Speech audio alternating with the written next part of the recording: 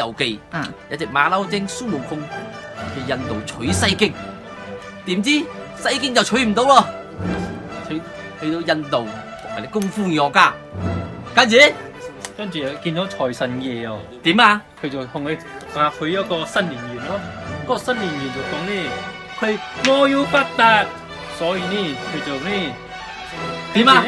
你過嚟啦！跟住咩到邊度？佢就去咗長城啊，去咗長城就打嗰個年獸，打你年獸嚟啊！你嚟，我接唔到落去，冇，叉。之後之後呢？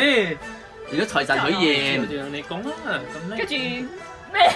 啊，我唔知你哋仲有呢個。財神許咗願，跟住咩啊跟住？向財神許咗願，跟住今年不回家，我要發達，因為要發達，所以今年不回家。做咩發達咗唔回家？有錢咗嘛，回咩家？有錢就唔回家。係啊。